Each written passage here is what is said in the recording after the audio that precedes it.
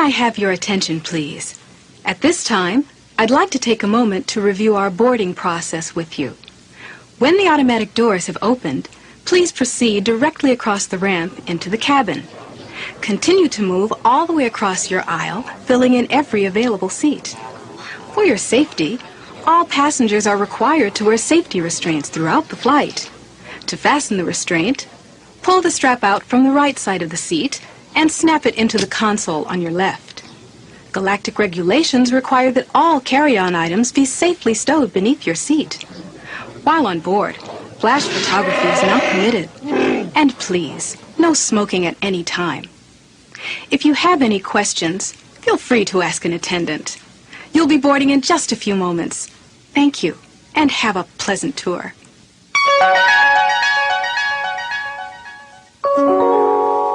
Star Tours announces the boarding of the Endor Express, non-stop star speeder service to the moon of Endor. All passengers, please prepare for immediate boarding. Hi, I'm Stitch. I'm 9 years old, and my favorite thing to do that's Star Wars in the Disney parks is Star Tours. Hi, I'm Sprout. I'm 11 years old, and my favorite thing to do in the Disney theme parks that's Star Wars related is the Jedi Training Academy with my friends. And I'm Tony, their Disney dad. And my favorite Star Wars experience in the Disney parks is Star Tours, but since that was taken, I'll say the launch bay. Welcome to Disney Discussions. Aloha.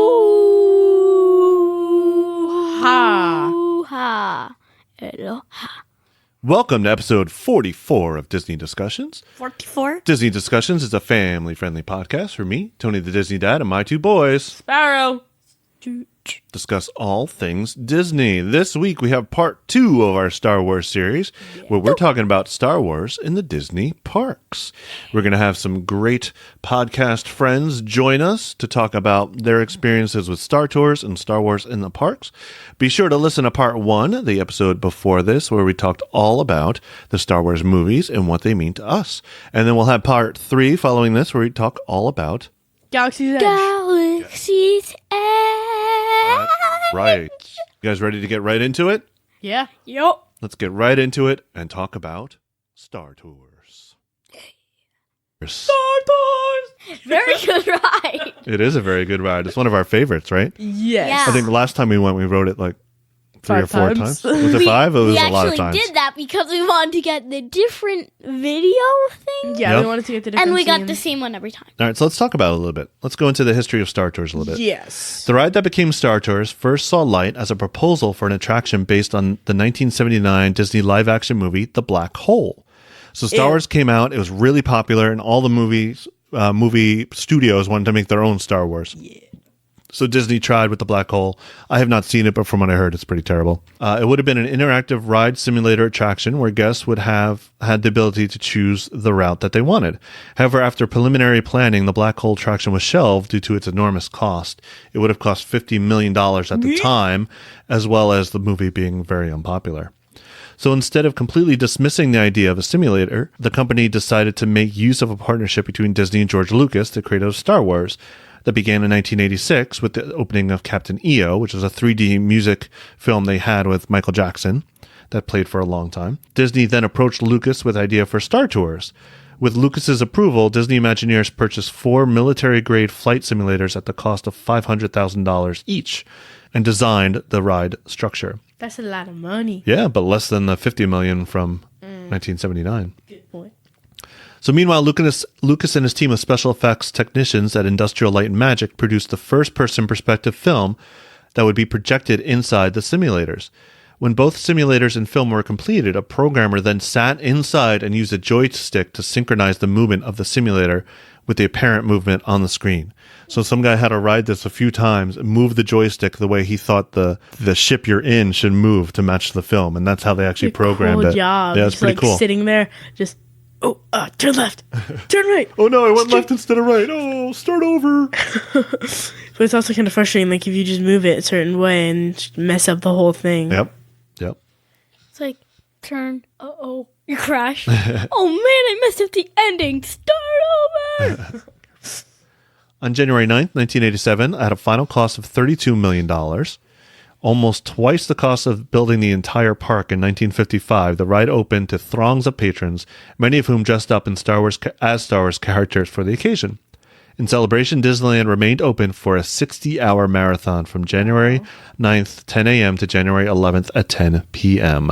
On August 14th, 2010, Walt Disney World hosted the last Tour de Endor event exclusively for celebration attendees at Disney's Hollywood Studios from 8 p.m. to 1 a.m. They had entertainment and focused the events on the last Tour of Endor they had George Lucas there, a character appearance, Jedi Training Academy, the Death Star Disco, Bespin Stage Dance Party, Raiders of the Lost Jedi Temple of Doom, a fan film of epic proportions, did a live show, Symphony of the Stars fireworks, and Star Tour shutdown ceremony. Why did it shut down? We'll get to that. The Star Tour shutdown ceremony was a live show with characters C-3PO, R2-D2, Boba Fett, Darth Vader, and a few stormtroopers. Anthony Daniels?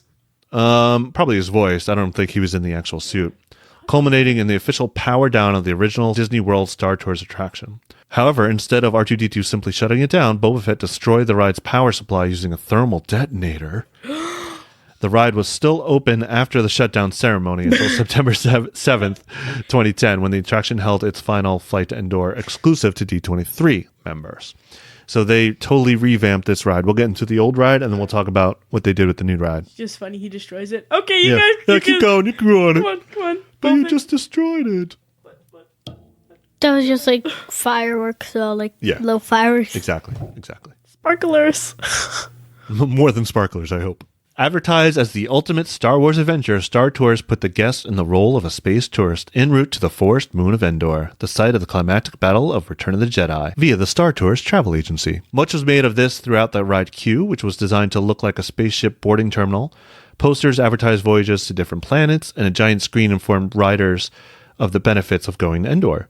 The area was stocked with audio animatronic characters that seemed to speak to the ride patrons, including C-3PO and R2-D2, as well as a life-size mock-up of a Starspeeder 3000, the ship you would ride in the ride, was there. Right there. Yep. Thank you. According to the book Disneyland Detectives, the figure of C-3PO and R2-D2 in the Disneyland attraction were actual props from the original movies, modified to be audio animatronics. No, imagine, I want to touch it. Just jumps over the railing. Get kicked out and go to Disney jail for that. Guests then entered a maintenance area where an apparently underproductive G2 droid performed repairs on another droid while being distracted by the observing guests. And another droid inadvertently pointed out all the supposed flaws of the Starspeeder 3000 and its RX pilot. The G2 droids were in fact animatronic skeletons of two geese from the Tomorrowland attraction America Sings. A ride attendant escorted guests to one of several loading stations. A television screen above the queue displayed a countdown of takeoff time and showed images of the Starspeeder 3000 spacecraft being serviced. At launch time approached, a safety video was shown with Star Wars aliens and Disney Imagineers and their families in it, and instructed guests what to do. I like that video. As the doors shut, the bumbling pilot droid of the ship, RX-24, or Rex, voiced by Paul Rubens, also known as Pee Wee Herman. And Rex is going to make an appearance in Galaxy's Edge, which we'll talk about next podcast. Also voiced by Pee Wee Herman? Yeah, he came back to voice it. Yay! Yeah. And also R2 was loaded onto the spacecraft. Welcome aboard. This is Captain Rex from the cockpit. I know this is probably your first flight, and it's mine too. Well, it looks like we're going to have a smooth flight to Endor, so I'll go ahead and open the cockpit shield. Hi there! I see they're loading our navigator R2-D2, and then we'll be on our way. So sit back, relax, and enjoy the flight. Rex lowered the cockpit shield, and the hangar crew activated the flight platform. All went well until a slight mistake on Captain Rex's part sent the Starspeeder crashing into the maintenance bay doors and plummeting into the maintenance yard. They just barely crashed into the control room and nearly collided with a giant mechanical arm. I meant to do that. A little shortcut. Once in space, Rex asked R2-D2 to make the jump to lightspeed. However, the ship accidentally passed the Endor moon and instead got caught up inside of a comet cluster. The ship, that mean a comet cluster? A big group of comets. I thought you said comic cluster. Oh, not comic books. No, that'd be... comic books everywhere. Come on, everybody, stick your hand out. This is real free comic book day. Hey, it's Darth Vader comic. Got it. R2, we passed the Endor moon. Now what's the matter? Comets? Comets! Ladies and gentlemen, there may be some turbulence up ahead. Make sure your seatbelts are fastened. The ship got hit by several comets before getting trapped in one of the larger comets. The Star Speeder weaved its way through the comet and escaped by crashing through one of the walls. It was kind of similar to Empire Strikes Back when they're in the comet and the worm tries to eat them. Upon escaping the comet, however, the ship encountered a Star Destroyer of the Imperial Remnant. I have a very bad feeling about this! The Star Speeder got caught in its tractor beam but managed to get loose when a New Republic X-Wing fighter provided assistance by destroying the tractor beam's generator. Pew, pew, pew. Soon, the Star Speeder accompanied the Republic fleet on assault on the Death Star 3. Ooh. Yep. Later revealed by Leland Chi in 2013 to be a habitation sphere disguised as the Death Star in a plot by the Imperial warlord to distract the New Republic. So they're trying to write out that there was no Death Star 3. No, that didn't actually happen. Rex used the Star Speeder's laser to eliminate several TIE fighters, while a Republic pilot destroyed the Death Star in the same manner as Luke Skywalker by firing 2 proton torpedoes into the exhaust port. The X-Wings jumped to lightspeed as the Death Star exploded, and a final lightspeed jump sent the Star Speeder back to spaceport, nearly colliding with a fuel truck in the hangar and sending a Star Tours employee ducking under his desk. As the cockpit shield raised and cut off Rex as he apologized for the near-fatal flight, C-3PO instructed the passengers on the exit procedure and thanked them, oblivious to the perils they faced. Hey!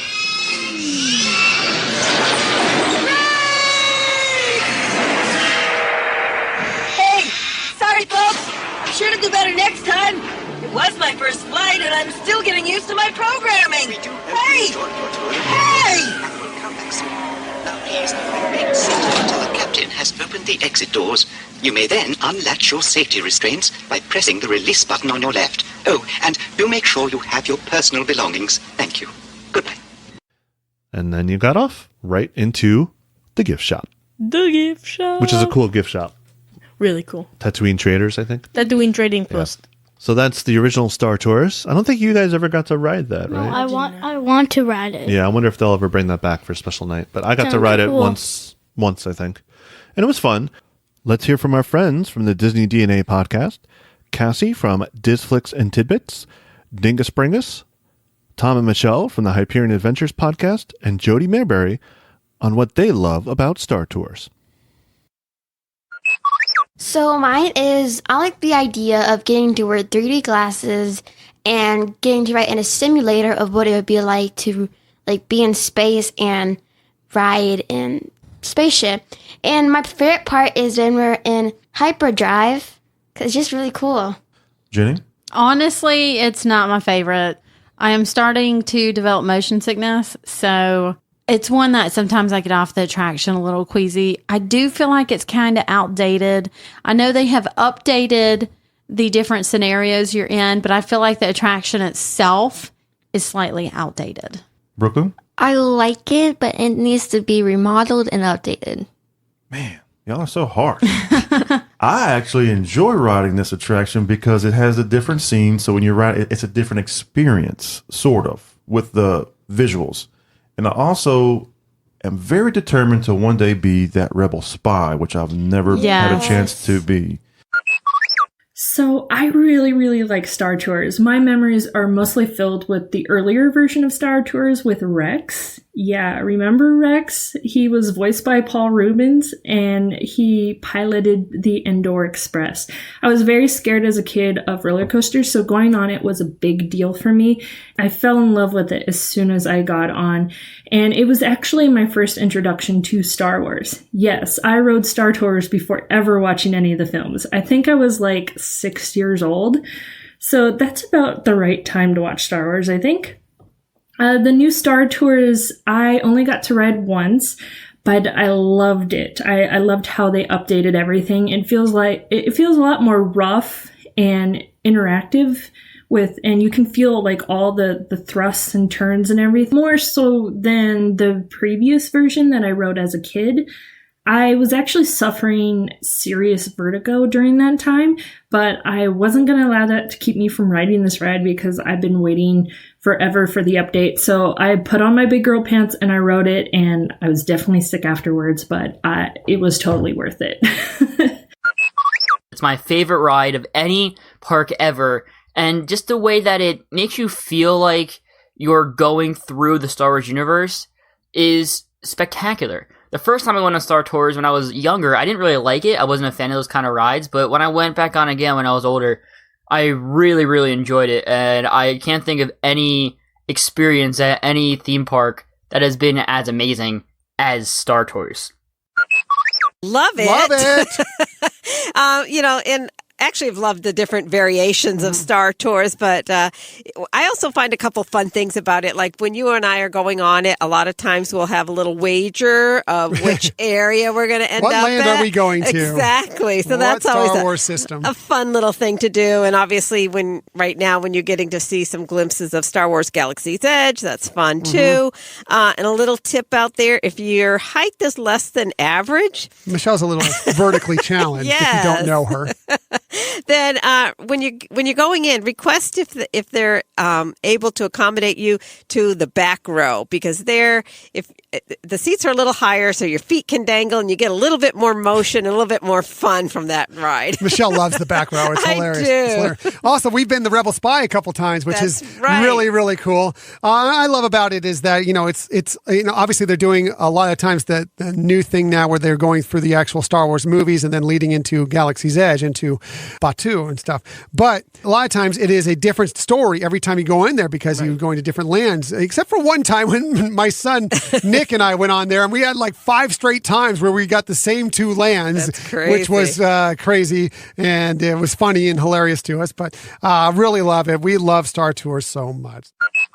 Star Tours is really fun because it takes you into the movie. It brings some of these characters that we love so much, and it puts you in a ride, in a ship with them, and it's humorous and it's active and it brings you right there. We always love it. And one time I was actually selected as the stowaway, and that's always fun, isn't it, when you're the one that gets picked? Well, that was interesting. In April 2005 at Star Wars Celebration 3, so Star Wars Celebration is like the Comic-Con for Star Wars. Creator George Lucas confirmed that A Star Tours 2 was in production. And then in May 2009, 4 years later, Slash Film reported that filming for the new version of Star Tours was underway in Hollywood, California. During pre-production, one of the locations that Imagineers wanted to visit was the ice planet of Hoth, while it was under siege by Imperial walkers. However, the idea was quickly scrapped because it would interfere with the attraction's placement in the Star Wars timeline. So a lot of them had discussions of where does this fit into the timeline. So this takes place in the SWU? The Star Wars universe? Yeah. Yep. Cool. So in 2009, D23 Expo in Anaheim, Walt Disney Imagineering announced that Star Tours at Disneyland and Hollywood Studios would be closed on October 2010, that ceremony we talked about, be renovated and reopened in May and June of 2011 as Star Tours 2. Cool. The updated ride system would consist of high-definition video, Dolby 3D high-definition screen, an improved motion simulator, as well as several other newly added special effects. And Rex gone. Rex was gone. And a short teaser showed a pod racing scene similar to episode 1, and people got really excited. And a new red color Star Speeder 1000. The attraction in Florida began soft openings on May 14th, with the official opening midnight May 20th, 2011. The attraction in Anaheim began soft openings on May 20th, with the official opening in June 3rd, 2011. They also have it in Tokyo Disneyland as well. No other parks, though? There's only 3 parks that have it? Disneyland Paris has it also. But it's like, is it different? No, it's the same thing. It's double in French. Right. Au revoir. So, and it was later named Star Tours The Adventure Continues. Cool. In 2012, it was awarded the Most Outstanding Attraction Refresh by the Theme Park Entertainment Association. And then in 2015, they announced at D23 that the adventure theme to The Force Awakens would be added to the attraction. And then a new adventure would come. You would go to Crate, and The Last Jedi would be added in 2017. Cool. And a Batuu sequence as well, where you land in the actual land of Galaxy's Edge. That would be so cool if they moved it. And like you land and then you walk. You get off and get people have talked about that, but it's impossible. Yeah, we're not sure how that's going to happen. Unless they change it to make it like a roller coaster, but inside it, and it's like still RV, and you actually, and it's you don't think you're moving, but you're actually moving into. Right. And then you go into it, and you come out. It's like, oh. That's a cool idea.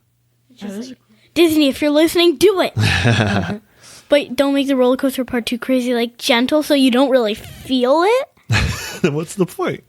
So you actually move. You just want to move. You want to be in there and you move and you land in Batuu. That would be cool. Do it. So kind of like the so make it more like the Hogwarts Express in Universal Studios. Yeah, that'd be interesting.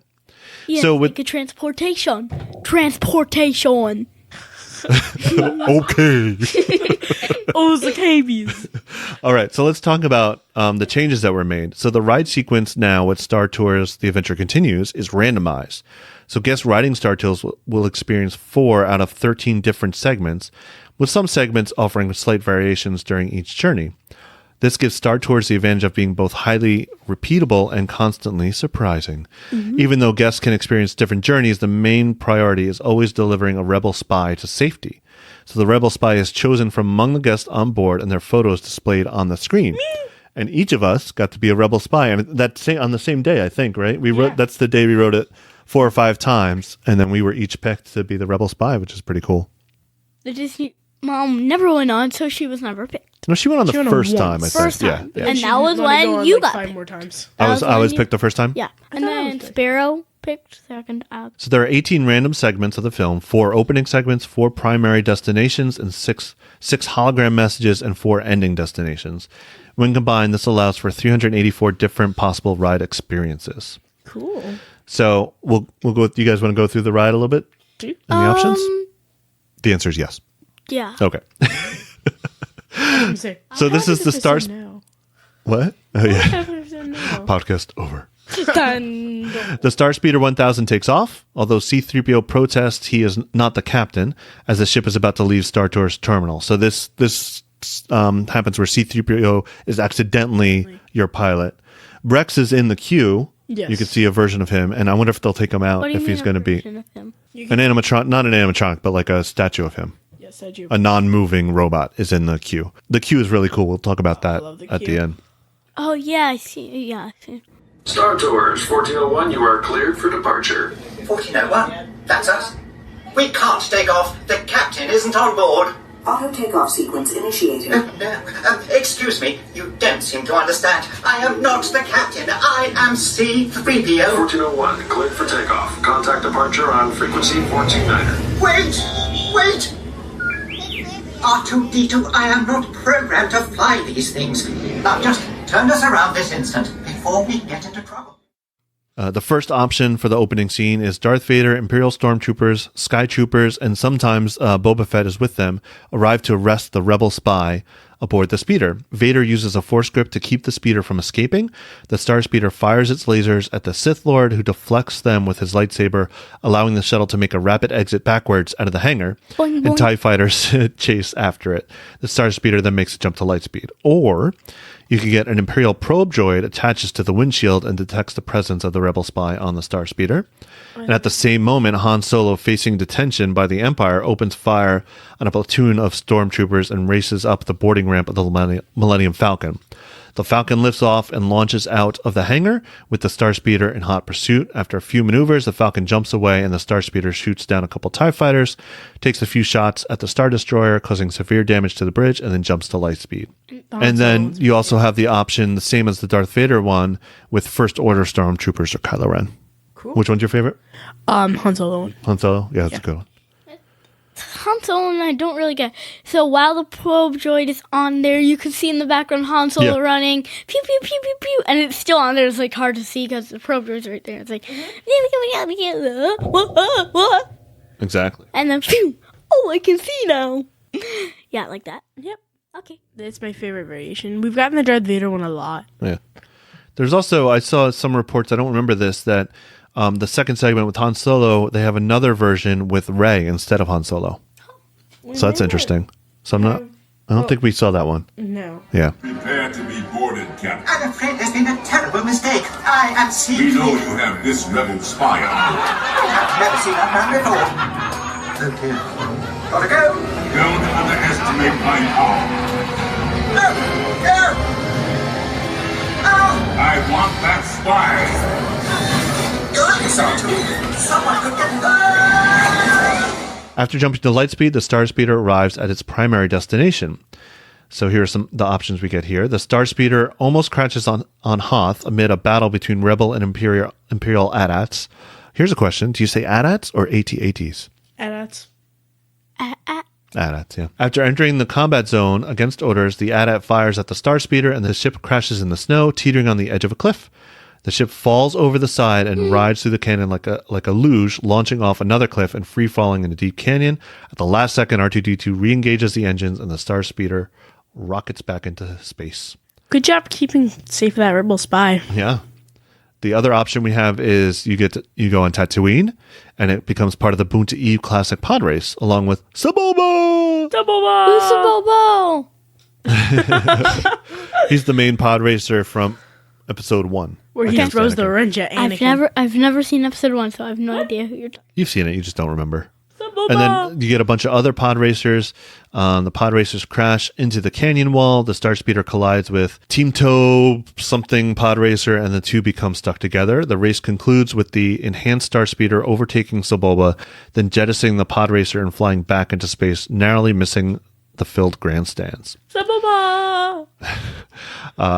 Another option is you land on Kashyyyk, as the scout troopers riding in the speeder bikes pursue Chewbacca and the Wookiee warrior on a vehicle through the lush forest. At one point, Chewbacca falls off from the back of the vehicle and hits the Star Speeder's windshield before sliding off. I think we've gotten that one where like Chewbacca's holding on to the front of the ship. Yeah. Chewbacca! Yeah. He's like, Yep. So I guess there's more than 3 options each in what I read. Yeah. So another one is you land on Jakku, which I think this was added for Force Awakens, where it follows the Millennium Falcon with Finn on board as it pursues a TIE fighter over the desert landscape. The Star Speeder crash lands within the remains of the Star Destroyer, where scavengers pry the Star Tours logo off the Star Speeder. Oh, we saw this. We got this one. And then you get into space. So then now you have other options. So after the Star Speeder returns to space, a hologram transmission of either Admiral Akbar, Princess Leia, Yoda, Poe Dameron, Maz Kanata, or BB-8 confirms that there's a rebel spy on board and says that coordinates have been sent to R2-D2. A transmission? Now what? I am Princess Leia of Alderaan. We've placed a rebel spy vital to the survival of the rebellion into your Star Speeder. You must see him safely delivered to the coordinates I'm transmitting to your R2 unit. This is our most desperate hour. Help me, Star Tours. You're my only hope. 3 times we did it. We got Poe, Leia, and Akbar. Yeah. I want BB-8. Maybe next time. You just beep, beep, beep, beep, beep, beep. Despite C-3PO's protest, R2-D2 takes the speeder to the location's coordinates. So then you get some more options that you can go to. You could arrive... No, it just does it random. Starspeeder arrives in the upper atmosphere of the Battle of Coruscant, where you fight the Army of the Republic's clone troopers. Buzz droids are projected on the Starspeeder, which attach themselves to the windshield, but R2 uses electric shock to blast them off. Damages the stabilizers. The Starspeeder then plummets through the planet's atmosphere into the bustling sky traffic of the city planet. After several near misses, the Starspeeder careens to a halt on a landing platform, nearly hitting a fuel tanker before crashing into a traffic control droid. I like this one. Yeah. You could also go to Naboo, which is under attack by the Last Trade Federation. So actually, reading all this, I don't think this ride is actually in Star Wars canon because you're actually going through different eras of the movie. Yeah. You know, attacked by the Last Trade Federation armies. 3 N1 Naboo starfighters are ordered to lead the Starspeeder into the hangar bay, but are shot down by vulture droids. Another vulture droid shoots down the Starspeeder and it plummets into the ocean of the planet and arrives near the Gungan city, sideswiping and smashing into Jar Jar Binks. Jar Jar Binks! Me so sorry. After the Gungans order the Starspeeder to follow the ship that will lead them to the planet's core, you see a sea killer fish attacks the guy, but not before being eaten by another sea monster. There's always a bigger fish. Wise words. The Starspeeder then surfaces, skipping over the water onto the repair hangar with starfighter debris. There'd be cool if there was one where, for Rogue One. Rogue One isn't cool. It's cool, but not as that cool. But it'd be cool if you, like, crashed out and then, like, it's the explosion's about to get to you and you just take off last minute and then the whole planet explodes. Yeah, that'd be cool. So there's another one where you discover the uncompleted Death Star orbiting Geonosis, and you're ambushed by Boba Fett aboard the Slave One. You dodge laser fire, exploding asteroids before venturing into the Death Star, escaping through a hangar bay. The Star Speeder is confronted again by the bounty hunter Boba Fett, and he launches a sonic bomb, which deflects back a laser blast from the Star Speeder, crippling the bounty hunter, allowing the Star Speeder to jump to light speed, and it reaches the Rebel fleet and lands aboard a Mon Calamari cruiser. And then you get one where you arrive at Crate and descend into the planet's carnivorous red crystal mines. Escaping the mines, the Starspeeder flies over the salt flats, being instructed by Poe Dameron to assist the Resistance in their siege against the First Order led by General Hux. Providing a successful offense in favor of the Resistance, the Starspeeder lands Tibet-2 and touches down safely. And then C-3PO thanks the guests. Star Tours, we were concerned about you. Is our agent safe? Safe, but perhaps a little shaken. We're grateful you made it. You are all heroes of the rebellion. I'd rather like the sound of that. Now be careful out there, all of you. The Empire is watching. Pardon me, but how do we get back to a Star Tours terminal? Hello? Please remain seated until the captain has opened the exit doors.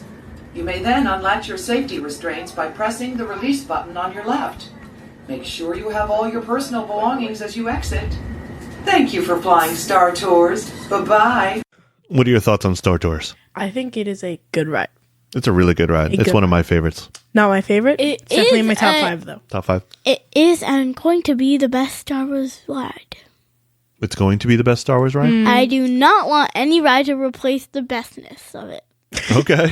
I like to use on proper English. That's fine. I think the Millennium Falcon ride is going to beat this, though. Yeah. Like, you get a pilot the Millennium Falcon. Yeah, but something that freaks me out is, like, people, like, the animatronic people in the costumes, they know if you, like, crashed it or something, and they're like, oh, you crashed it. Yeah. And the old person walks up. We'll talk about that during... You crashed it this time. We'll talk about that during the Galaxy's Edge podcast. Yes. I love Star Tours. I have great memories of going on Star Tours with you guys, us being the Rebel spies. I like that it's different every time you ride it. You get a randomized characters and effects and planets you go to.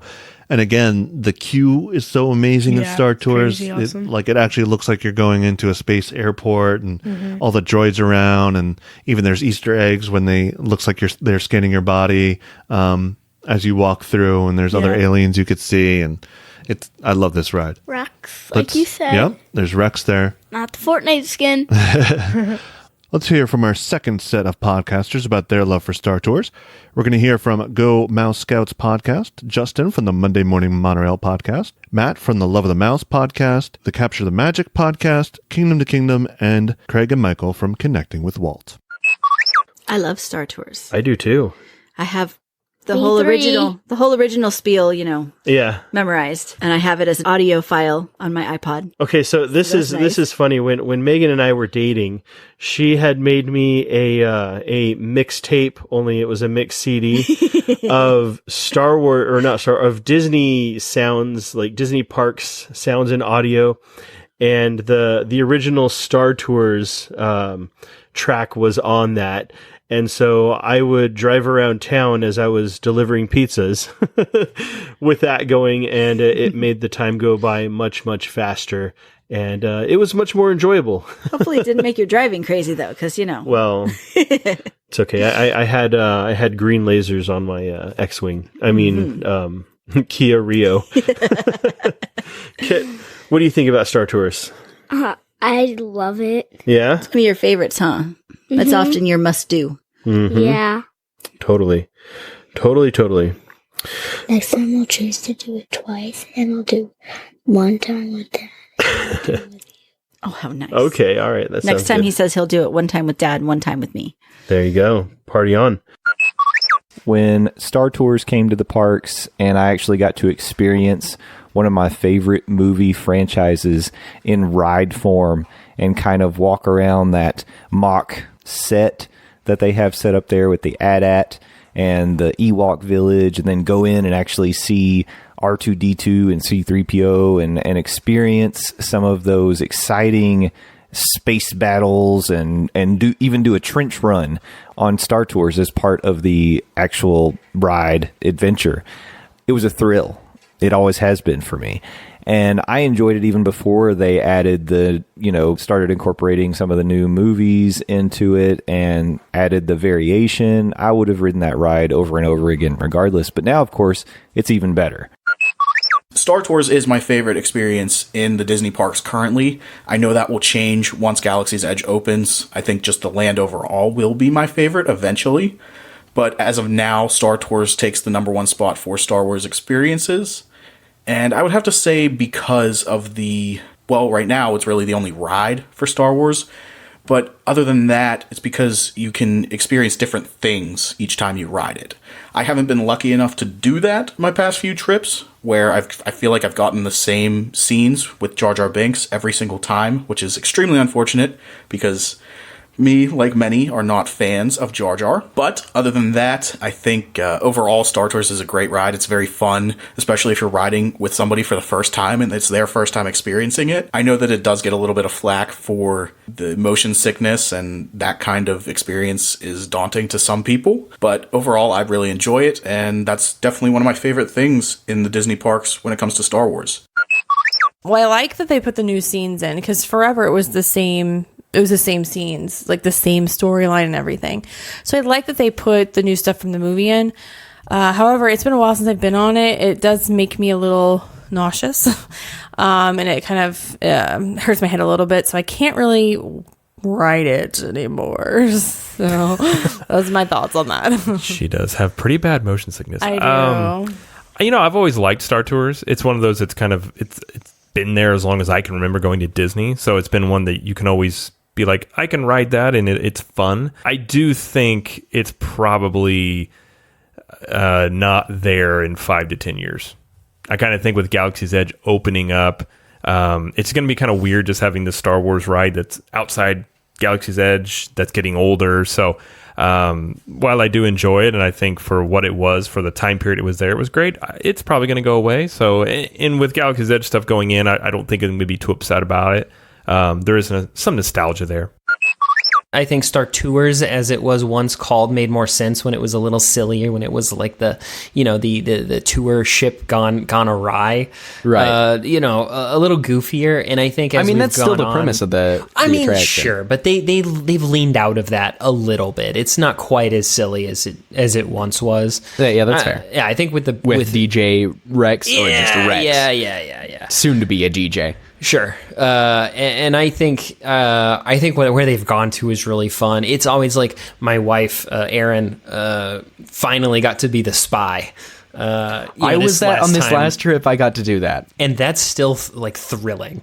It feels like I'm famous. I'm the spy. Yeah, I still have no idea how that is chosen or what. Like if there is someone that chooses that, or right, if it just zeroes in on a random seat. Yeah, I don't know, but I made the worst face in the hopes that I would be chosen if that is a criteria for being chosen, and I was. Yeah, so I was very excited to see my very bad face that I made. It was very fun. Yeah, it was a good time. Now, in past episodes of Connecting with Walt, we've talked about that first meeting between Disney CEO Ron Miller and George Lucas at the Silverado Winery in 1984 to talk about bringing Star Wars into Disneyland, while Ron's wife, Diane Disney Miller, served chicken salad sandwiches. So, Craig, you mentioned riding on Star Tours. Do you believe that provides a quality experience for guests who want to enter that Star Wars universe? A little bit controversial on this. I would say the original iteration of the version absolutely did. It was classic in every way, shape, and form of it. And I will fight anyone and say, even up to the day that they closed it down, that it still held up in every way. Mm-hmm. The same way that you still watch the original 3 movies, and just because they're using all these practical effects to bring the stories to life, and these obviously the special effects that went into it, like it has a realism that still holds up to this day because of it, and that's what original Star Tours did for me too. It always felt 100% real when I watch Episode 4, New Hope, and we get to the final battle and they're doing the runs through the trench of the Death Star, like being able to ride that on Star Tours was just the absolute best. It was a great experience, and I still do love Star Tours: The Adventure Continues.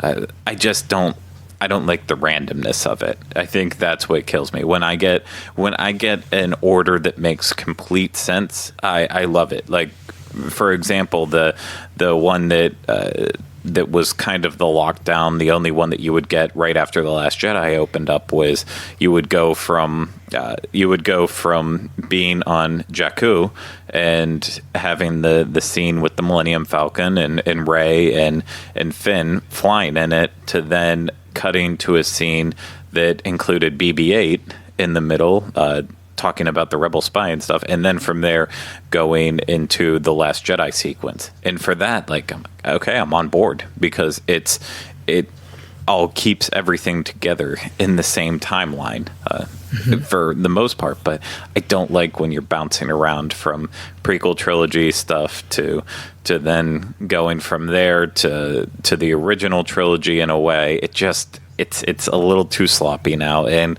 if there's one thing that true Star Wars fans are, it's very particular about muddling and meddling with details like that. And so the original one, if they could ever convert it back, even for like 1 week only, 1 month, 1 year, oh my gosh, I would spend every day riding that. But the new version's not awful either, though. Yeah, limited time magic. Maybe they'll do that. Bring that back someday. I like all the versions, all the iterations of it. I don't mind the randomness of it. I find that exciting. Like, oh, it's going to be different. Where are we going to go? Take me there. And so, but now if they did that for Star Trek, where we went from original series to Next Generation to Voyager to Enterprise all in one, I would have a really rough time with that. Yeah. So I can identify. I fully appreciate what you are saying, but it doesn't bother me. I love it. So this is just such a fun attraction. All right, thanks everyone for that. Oh, that was interesting. You're gonna do that. Star Tours is not the only attraction or thing you could do that's based on Star Tours. Oh, yeah. There's lots of other things, and we'll talk a little bit about those. Star Tours is the main one. They used to have Star Wars weekends. They started in 97 and ended in 2015 at Disney's Hollywood Studios. So they would have weekends. I think in the beginning it started as one weekend, and then it went to like a month of weekends where they would have Star Wars actors, people dressed up, different events, different merchandise. I remember hearing about that when we went. Yeah. I remember. Yeah, we never got to experience that, but those are really cool. Like the actual actors. Like you can meet them. Yep. And of course, the Jedi Training Academy. Yeah, which is... You guys got to do that. Sparrow, you got to do it twice. No, 3. No, twice. We didn't do it the third time, remember? And then you got to do it Stitched. What are your thoughts about that? Really great. Donald and Goofy, they went to the Star Wars Training Academy, and then Darth Vader came out, and they had all the kids there, and then just Darth Vader, and the person training the kids was like, "Don't worry, the balance of the Force is leaning towards us." And then Kylo Ren walked out and says, "There is no balance of the Force." So that's the updated version, which we never got to do, where they added Kylo Ren and even the Seventh Sister. We did the one where you guys got the Seventh Sister from Rebels. Oh yeah. But we did the ones where you guys got to fight Darth Vader. Yeah. It's cool. You get a pin, you get a certificate. It's cool. We did it with our friends too. Yeah. That was fun. That was fun. And I like at the end of the one with Darth Vader, which way do we go? With the stormtroopers? Yeah. Not that way. Not that way either. Hi. Hi. You need help? Yeah. Yeah, so they add some comedy to it where the Jedi has to open the doors for the stormtroopers. It was really good. And even the outside of Star Tours we didn't talk about with the big AT-AT. Yeah, and that shoots sweater. During the summer, it shoots water. So I hope they have something like that in Galaxy's Edge, some sort of Jedi training, because I know it closed down in Disneyland. I think Disney World still has it. Yeah. But doesn't you have to go up to like 12 and then... Yeah, once you're over the age of 12, you can't do it. Okay. Disneyland and Hong Kong Disneyland and Disneyland Paris have done Hyperspace Mountain, where they changed Space Mountain to be Star Wars themed, where they play the Star Wars music, and I think they do projections of like TIE fighters and stars in Space Mountain, which seems pretty cool. I never got a chance to do that. Then they changed Jedi training to Trials of the Temple, right? So you fight Darth Vader, that's what we talked about, Kylo Ren, Seventh Sister. They even have the voice of Yoda talk to you guys, which is really cool. You get lots of good pictures too. If you ever do that and you have the photo pass, you get lots of cool pictures from that. They have the launch bay. Yeah. What did you guys think of the launch bay? It was really cool. It was really cool. They had like a prop, like a life-size Ray speeder. Yeah, and like a it's really case. cool. It was really cool. And we met Kylo Ren and Chewbacca. Yeah, I love the character interactions. Meeting Chewbacca, Kylo Ren, and now they have a BB-8 you can meet. But they even have the stormtroopers walking around in there. Oh, you can yeah, mess remember? around. Like, I got the handcuffs and they're like, you're coming with us. Yeah. It was like, you put it up to, it was like, slow down, because they recorded voices, and it didn't really make sense. I was like, Okay. slow down. What else about Launch Bay? What's in Launch Bay? You have props from the movies. Yeah. They had like the broken lightsaber from Force Awakens, I think it was. Not broken. They had like Luke's like Yeah, they had all the lightsabers. All the lightsabers. Ahsoka's. They even has Ezra's lightsaber. Yeah. From Rebels. Like yeah. Ahsoka's even. It was really cool. I really like Launch Bay. Yeah, and I think every time a movie comes out, they add more effects. More from the movie, yeah. I know they have like a movie that kind of goes through the Star Wars saga. We've never watched that because we've seen the movies so much. We haven't watched that. They should make it a restaurant where you can meet people and call it the Lunch Bay. And the Jawas. Yeah, oh, that's right. You can They have junk and trade with you. Yeah, they don't do that anymore. But they used to have the Jawas walk around in the launch bay, and you could trade things with them, and they'll give you stuff. Trade them a happy birthday pin. They're like, Yeah, they didn't want it. And they also have the Star Wars Galactic Spectacular. Yeah, we watched that on YouTube. Yes. It was really cool. Yeah, so they do the projections on the Chinese theater, and they have some fireworks, which is really cool. Yeah. They also have a show during the day that they do. Galaxy Far, Far Away. Yep, which opens in front. They have a stage that moves that goes in front of the Great Movie Ride, and it starts out with Stormtroopers, Captain Phasma, you mean PPA, Chewbacca, Rey. So that seems like a lot of fun. Oh, I remember when we saw the march of them.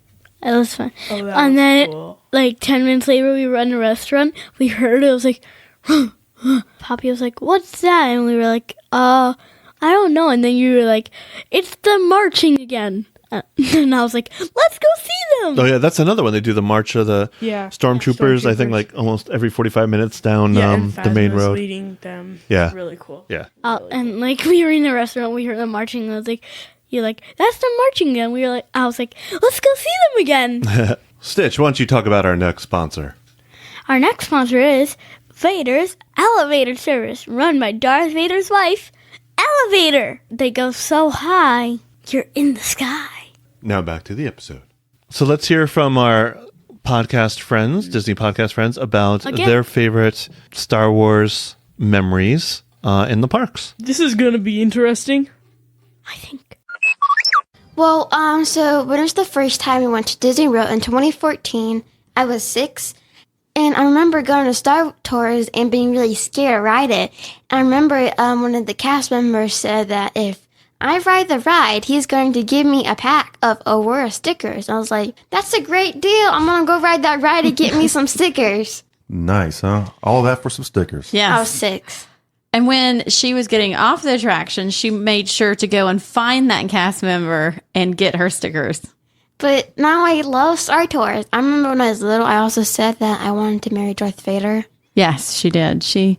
We went on a cruise, and her favorite dress she wore almost every night was a Darth Vader dress, and Darth Vader glowed in the dark. Yeah. One of my favorite things to do actually has nothing to do with the attraction, but on the side, they have the speeder bike.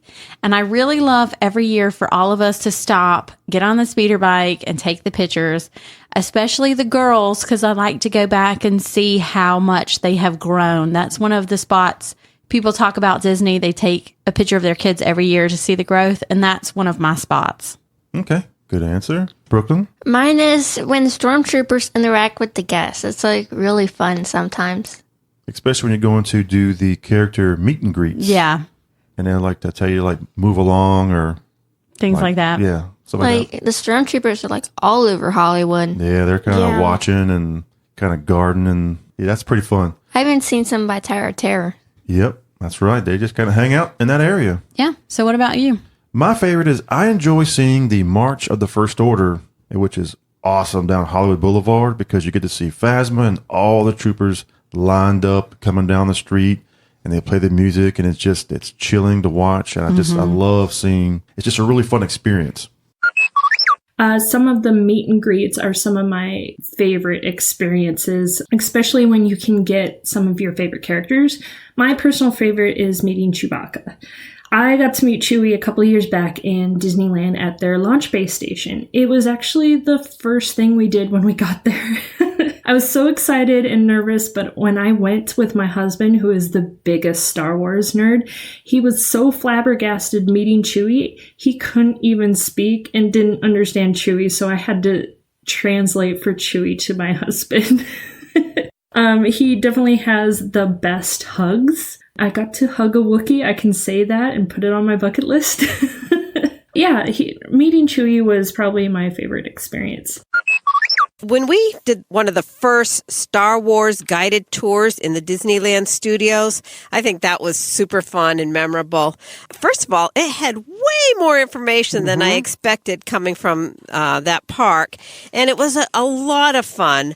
They did a great job of keeping everything in themed. Even where we had lunch, we got to meet new people, but didn't feel like it was an awkward situation with people we didn't know. When we did it, as I mentioned, it was one of the first ones. I think it was within the first month. It was definitely in the first couple of weeks. Yeah. And at that time, they actually had the dessert party included. So we really benefited from having the entire experience. And that was fun. As I mentioned, it was a guided tour. So we got some backstage, not just information, but getting on Star Tours in a very unique way and seeing from a different perspective, hearing about how the Disney company and Lucasfilms kind of their history together and how it just developed. And hey, dessert party with fireworks. Not bad. Not bad. What about you? Yeah, for me, I love the tour. That was great too. I'm going to go to Disneyland. Some of the couple of things I really liked when they had the Season of the Force at Disneyland Park, the Disneyland Resort.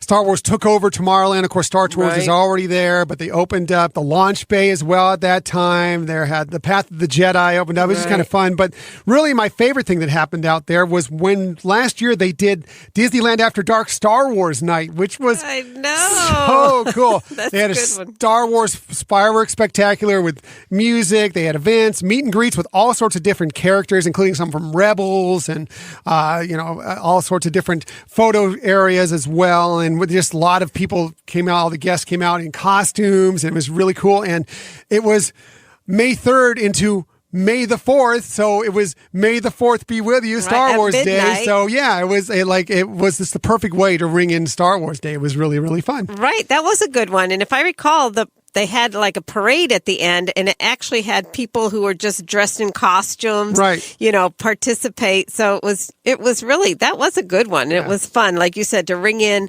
Star Wars Day at the Disneyland Resort. Really enjoyed that one. That was a lot so. of fun. So this is really simple, but it was so meaningful, and it came at Hollywood Studios, and it was just the first time we saw stormtroopers marching in formation down the road.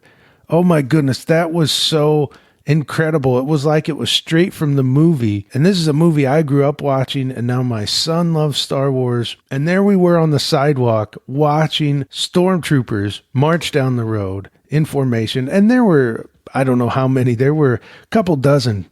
Man, it was so cool to see. This happened recently. This happened to Kit and I. We went on Star Tours. We went on the ride. It was awesome. And, the ship landed and we were getting ready to get off. And then the cast member came in and said, "Hey, guess what? You guys get to go again." They let some people off that didn't want to go again. And, everybody who wanted to stay on did. And we did. And we got to ride that one twice. So I was jealous. She was totally jealous. I was sitting off with the other 3 kids. Well, but you got to go on after because we did rider swap. But yeah, but I only got to go once. But what was your favorite Star Wars experience in the parks? So I think I'm going to have to go with the Jedi Training Academy, particularly the time when our daughter was about 6 or so, and she did it. And, you know, they put the little Jedi robes on the kids and they give them a lightsaber and everything. So it was her turn to go up in battle. Now, when she was younger, she was always dressed as a princess. And at this particular time, she was wearing an Elsa dress. And the Jedi Master says, "Are you nervous?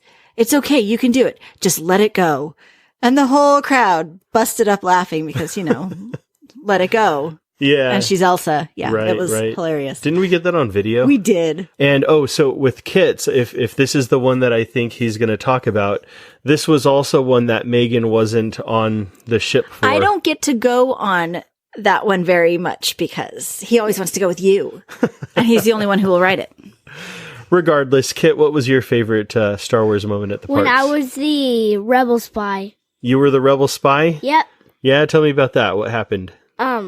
I can't remember. No? But basically, your picture showed up, huh? Your picture showed up on the screen, and they were looking for you, and you were the rebel spy. Mm-hmm. I would have to say one of my favorite Star Wars experiences I've had in the parks recently was interacting with the stormtroopers in the studios. It was really fun to watch McKenna and Garrett interact with the stormtroopers and the stormtroopers kind of play off of them. That was really cool. I have to say, of course, a personal highlight of mine was getting the chance to meet Chewbacca and get a big Chewbacca hug in there. You know, I kind of feel like I'm a little bit of a distant cousin of Chewie myself, being a bit of a furry guy. And so it was nice to have a bit of a family reunion there. That was quite a exciting moment for me. I love it whenever the stormtroopers walk around Hollywood Studios, like the launch bay area in an animation courtyard, and kind of the March of the First Order. No. They like kind of mess with everybody. Yeah. They kind of just like the citizen. They call them citizens, and they just kind of mess with the cast members. I always think that's so funny. I think that's something we're going to see more and more when the land opens. But I always think that's fun.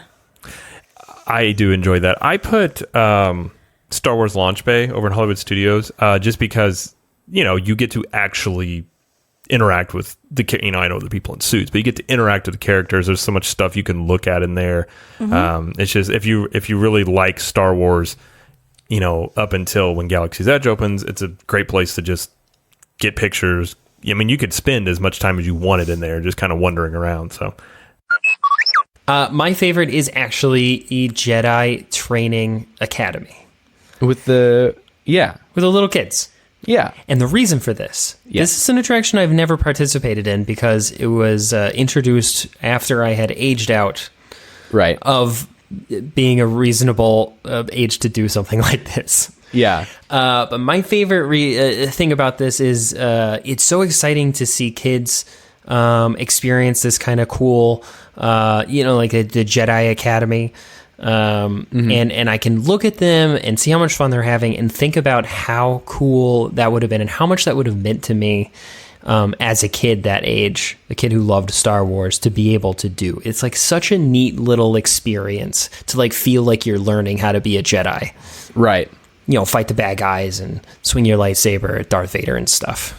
Yeah, I think that's a cool opportunity to take down Darth Vader and Kylo Ren. And he's so nice to like sit there and let you whack at him with the lightsaber. Yeah, and also you get great moments like the famous video of the little, I think it's a little girl who he's like, bow to me, and she does, and she's like, I will join the dark side. And the staff is like, no.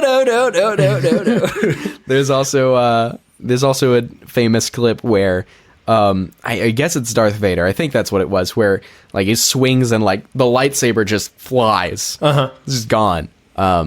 It's fun. It's a fun show. You never know what's going to happen. What about you? I have to say Star Tours. Okay. I just love that ride so much. I love the randomness of it. I love that it's updated whenever the new films come out with the characters. That was the biggest surprise. Whenever I went in just after The Force Awakens had come out. Mm-hmm. And there I see my friends like Poe and Finn helping me out on Star Tours, especially after The Last Jedi that just came out. Right. A couple of years ago. We were there just right when that movie was coming out. Right whenever and they it was had just coming out. updated it with like Poe And we're on in- Crate. Yeah. in one of the scenes from the film. Right. Which I is- hadn't seen yet, so like spoilers. Come on, guys. But it's so cool to be in that scene. I kind of wanted to go back into the movie and like try and spot a Star Tours, vehicle. Right. What an Easter egg that would be. That would have been cool. Yeah. But I don't know. That's just such a cool experience. My favorite experience was when I was riding it at Disneyland, and I was selected to be the Rebel Spy. I never get selected for anything except last. Yeah. And I don't know what I was doing, because usually I think when they're looking for who's a Rebel Spy is going to be, I'm fumbling with my seatbelt. But what's your favorite experience on Star Tours? Or any Star Wars experience? And I enjoyed the first time I got to be the Rebel Spy too. It has not happened since the very first time when it happened, and that was on the day that it actually opened up.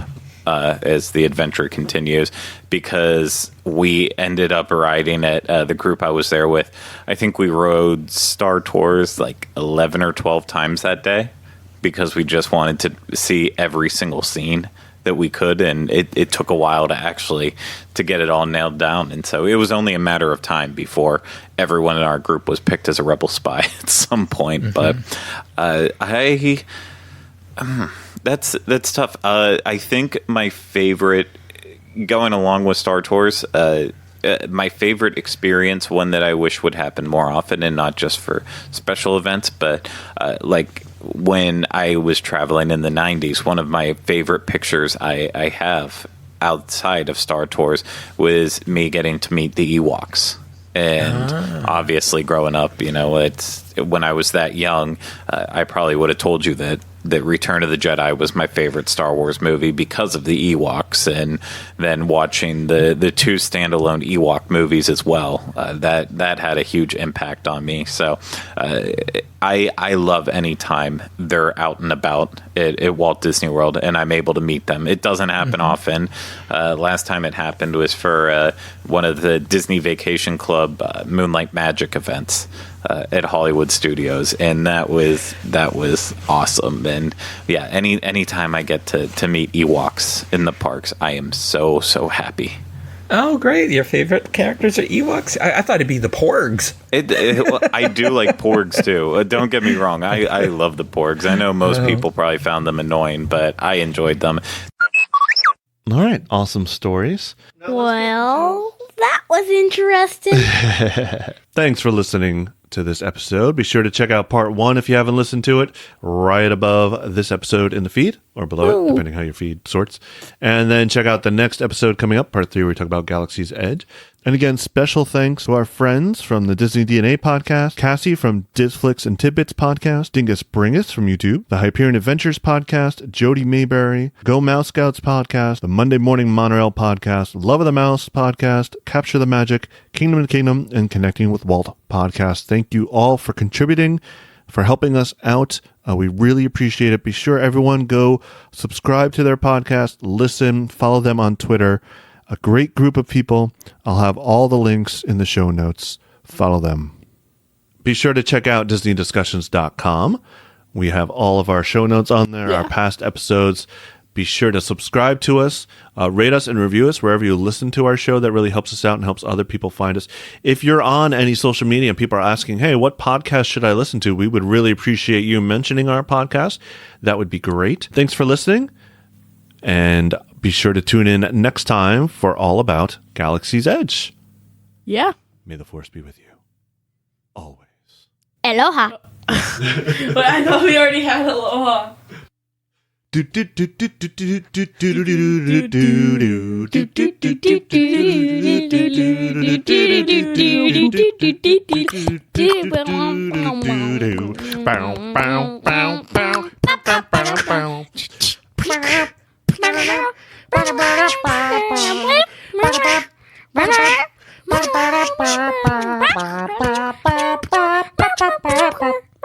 Bum bum bum bum bum.